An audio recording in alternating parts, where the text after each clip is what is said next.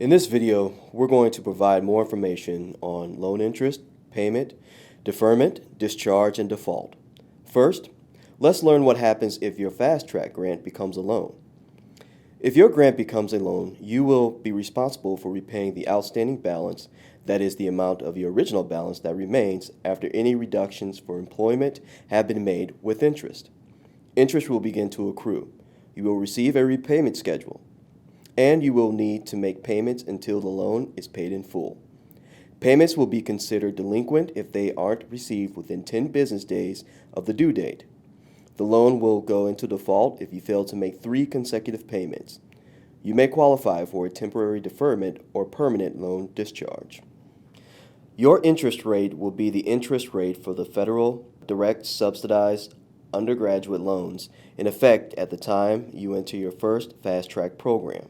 Your interest rate will become the same fixed rate for all your loans, even if you receive Fast Track grants for multiple certificates or associate degrees before your eligibility expires. Interest will start to accrue on the date you fail to meet one of the obligations that keeps the grant from becoming a loan, the date loan conversion is triggered.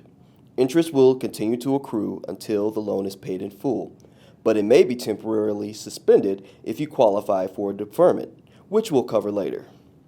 Accrued interest will be determined with a simple interest calculation, which is daily interest times principal times days between payments equal to accrued interest. Your monthly payment depends on the amount of your loan, but must be at least $50, which is $600 per year. If your grant becomes a loan and enters repayment, the Missouri Department of Higher Education and Workforce Development will send a repayment schedule to you. The repayment schedule will generally be based on a 10-year repayment plan, but it may be shorter. It will outline your payment amount and due dates. Your first payment will be due on the last date of the month in which the repayment schedule is dated. The department must receive subsequent payments by the date specified in the schedule you received. When your payment is received, it will be applied first to any accrued interest and then to your principal amount. If the grant converts to a loan, you may be able to defer principal and interest payments. You could qualify for a deferment if you enroll at least half-time in a higher education program, experience economic hardship as determined by the MDHE-WD, have a medical condition that limits your ability to repay, or you are in the military. You must notify the MDHE-WD at the beginning and end of deferment and submit any requested supporting documentation. Interest will not accrue during a deferment.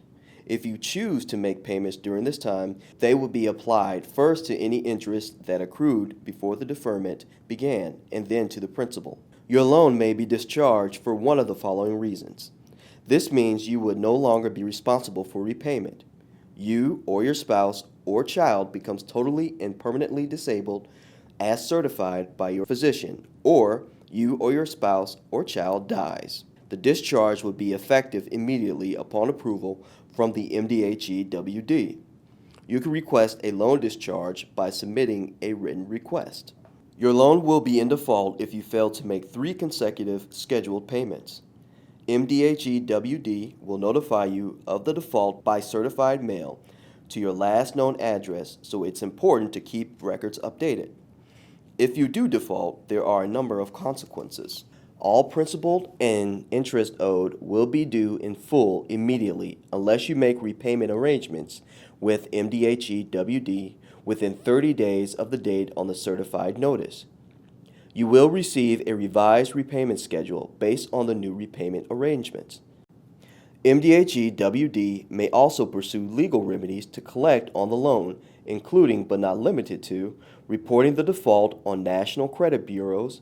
The default would remain on your credit report for 7 years after your loan is paid in full and may affect your ability to obtain other credit in the future. Withholding your state tax refunds, garnishing your wages, assigning the loan to collection agency, filing a lawsuit against you to collect the debt.